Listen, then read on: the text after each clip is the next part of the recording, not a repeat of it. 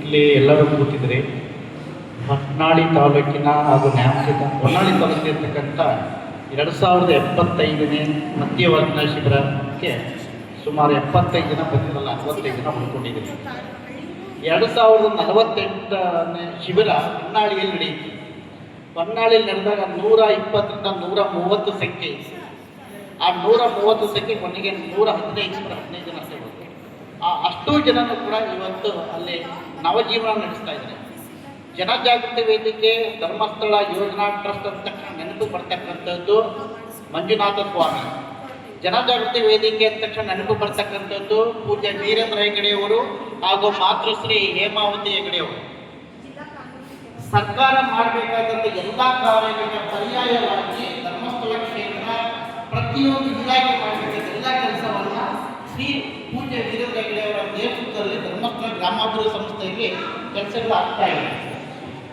ಉದಾಹರಣೆಗೆ 2075ನೇ ಮಧ್ಯವರ್ಗನ ಶಿಬಿರ ಜನಜಾಗೃತಿ ವೇದಿಕೆಯ ನೇತೃತ್ವದಲ್ಲಿ ನಡೀತಾ ಇದ್ದು ಕೂಡ 1,30,000 ಜನ ಆ ಮಧ್ಯವರ್ಗವನ್ನು ಬಿಟ್ಟು ನವಜೀವನಕ್ಕೆ ಕಾಲಿಟ್ಟು ಪ್ರಸ್ತುತ ಸಮಾಜದಲ್ಲಿ ಸಮಾಜಮುಖಿಯಾಗಿ ಕೆಲಸ ಮಾಡ್ತಾ ಇದ್ದಾರೆ. ಅದಕ್ಕೆ ಕಾರಣ ನಮ್ಮ ಪೂಜ್ಯ ವೀರೇಂದ್ರ ಹೆಗಡೆಯವರು ಮತ್ತು ಮಾತೃಶ್ರೀ ಹೇಮಾವತಿ ಹೆಗಡೆಯವರು. ಅದಕ್ಕೆ ಪ್ರೇರಕ ಶಕ್ತಿ ಶ್ರೀ ಮಂಜುನಾಥ ಸ್ವಾಮಿ. ಹಾಗಾಗಿ ಕುಡಿತ ಅಂತಕ್ಕಂಥದ್ದು ಚಟ ಎಲ್ಲರೂ ಇರುತ್ತೆ. ಅದು ಸಹಜವಾಗಿ ಒಂದು ಸ್ಫೂರ್ತಿಯನ್ನು ಪ್ರವರ್ತಮಾನವಾಗಿ ಈ ಕಾಲದಲ್ಲಿ ಬಂದಾಗಿದೆ. ಆದರೆ ಅದರಿಂದ ನಮ್ಮ ಮನತನ ಆರ್ಥಿಕ ಸಾಮಾಜಿಕ ಸದೃಢತೆ ಹಾಳಾಗಿ ನಾವೆಲ್ಲರೂ ಬೀದಿಗೆ ಬೀಳುವ ಸ್ಥಿತಿಗೆ ಬಂದಿರ್ತೀವಿ. ಇವತ್ತು ನಿಮ್ಮನ್ನು ಮಾತಾಡಿಸೋಕ್ಕೂ ಬೇರೆ ವ್ಯಕ್ತಿಗಳನ್ನು ಮಾತಾಡಿಸೋಕ್ಕೂ ಸಮಾಜ ವ್ಯತ್ಯಾಸವನ್ನು ನೋಡುತ್ತೆ. ನೀವು ಒಂದು ವ್ಯಕ್ತಿ ಮಧ್ಯಾಹ್ನಕ್ಕೆ ಅಥವಾ ಬೆಳಗ್ಗೆನೋ ರಾತ್ರಿ ಕುಡಿದು ಒಂದು ಕಡೆ ತೇಲಾಡ್ಕೊಂಡು ಹೋಗ್ತಾ ಇದೆ, ನಿಮ್ಮನ್ನ ಹತ್ತಿರದಿಂದ ಹೋಗ್ತಾನೆ. ಅದೇ ಒಬ್ಬ ವ್ಯಕ್ತಿ ಸಜ್ಜನ ಹತ್ತಿರ ಹೋಗ್ತಾರೆ, ನಮಸ್ಕಾರ ಮಾಡಿ ಹೋಗ್ತಾರೆ. ಆ ಸ್ಥಿತಿ ಬೇಕಾ? ನಿಮ್ಮನ್ನು ನೋಡ್ತಕ್ಕ ರಸ್ತೆಯಿಂದ ಆಂತರಿಕ ಸ್ಥಿತಿ ಬೇಕಾ? ಹಾಗಾಗಿ ನಿಮ್ಮನ್ನು ಎಲ್ಲರೂ ಗೌರವಿಸಬೇಕು, ನಿಮ್ಮ ಸಮಾಜವನ್ನು ಗೌರವಿಸಬೇಕು, ನಿಮ್ಮ ಕುಟುಂಬವನ್ನು ಗೌರವಿಸಬೇಕು. ಆ ರೀತಿ ನಮ್ಮ ನಡೆ ಎಲ್ಲವೂ ಇರಬೇಕು. ನೀವು ಕುಡಿದು ಹೋಗ್ತಾ ಇರ್ತೀರಿ, ನಿಮ್ಮ ಮಗು ಶಾಲೆಯಿಂದ ಆ ಕಡೆಯಿಂದ ಬರ್ತಾ ಇರ್ತದೆ. ಆ ಮಗು ಹೋಗ್ತಾ ಕೈ ತೆಗೆದುಕೊಂಡು ನಮ್ಮ ಮಗ ಕುಡಿದಲ್ಲ ಬಿದ್ದಿರ್ತಾರೆ ಅಂತ ಆ ಮಗುಗಾಗ ಸಕ್ಕತ್ತು ಆಗಿರೋದು.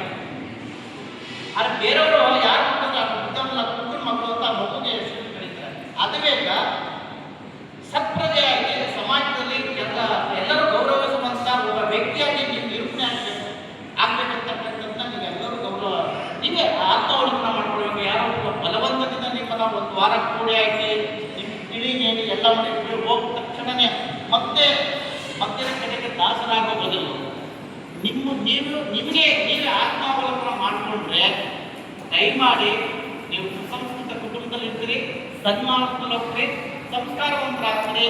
ಅದನ್ನು ನೋಡಿದಂಥ ನಿಮ್ಮ ಮಕ್ಕಳು ಕೂಡ ನಿಮ್ಮ ಹಾದಿಯಲ್ಲೇ ನೀವು ಅವರಿಗೆ ಆದರ್ಶಪ್ರಾಯವಾಗಿರ್ತೀರಿ. ಇಂಥ ಜೀವನ ಬೇಕಾ? ಮತ್ತು ನಾವು ಓದ್ನಲ್ಲಿ ಇದೇ ಕೆಲಸ ಮಾಡ್ಕೊಂಡಿರ್ತೀರಿ, ಎಲ್ಲೋ ಒಂದು ವಾರ ಹೋಗ್ಬಿಡೋಣ ಅನ್ನೋದು ಬೇಕಾ ಅಂತಂದು ನೀವೇ ಆತ್ಮವಲೋಕನ ಮಾಡಿ ಯಾರ ಬಲವಂತದಿಂದ ಕೂರಿಸುವಂಥದ್ದು, ಬಲವಂತದಿಂದ ನಿಮಗೆ ಮಾತ್ರೆ ಕೊಡುವಂಥದ್ದು, ಬಲವಂತದಿಂದ ಹೀಗೆ ಹೇಳುವಂಥದ್ದು, ಬಲವಂತದಿಂದ ಭಾರತ ಮಾತೆಗೆ ಜಯ ಅಂತ ಹೇಳುವಂಥದ್ದು, ಬಲವಂತದಿಂದ ಒಂದೇ ಮಾತನ್ನು ಹೇಳುವಂಥದ್ದು, ಈಗೆಲ್ಲ ನಮಗೆ ನಾವೇ ಕಲ್ತ್ಕೊಳ್ಬೇಕು. ಯಾಕೆಂದರೆ ನಾನು ಸತ್ಪ್ರಜೆ ಆಗಬೇಕು, ನನ್ನನ್ನು ನಾನು ತಿಳ್ಕೊಳ್ಬೇಕು. ಇದು ಸಮಾಜ. ಈ ಸಮಾಜದಲ್ಲಿ ನಮ್ಮ ಆಸ್ತಿ ಆಗುತ್ತೆ ಹೊರತು ಇನ್ನೊಂದು ಬಿಸಾಡುವಂಥ ವ್ಯಕ್ತಿ ಆಗಿರಬಾರ್ದು. ನಮ್ಮ ಇವತ್ತಿನ ಹುಡುಗರಿಗೂ ಜನರಿರ್ತಕ್ಕಂಥ ಕಸಟ್ಟು ಏನು ವ್ಯತ್ಯಾಸ ಇದೆ? ಸಮಾಜದಲ್ಲಿ ಕಸನ ಹೇಗೆ ನೋಡ್ತಾರೋ ನಮ್ಮನ್ನು ಆಗ ಸಮಾಜ ನೋಡುತ್ತೆ. ದಯಮಾಡಿ ಈ ಕಡೆ ಮುಂದೆ ನೋಡಪ್ಪ, ಹಿಂದೆ. ಹಾಗಾಗಿ ನಾವು ನಮ್ಮ ತನವನ್ನು ಕಳ್ಕೊಳ್ತೇವೆ, ನಮ್ಮ ವ್ಯಕ್ತಿತ್ವವನ್ನು ಕಳ್ಕೊಳ್ತೇವೆ.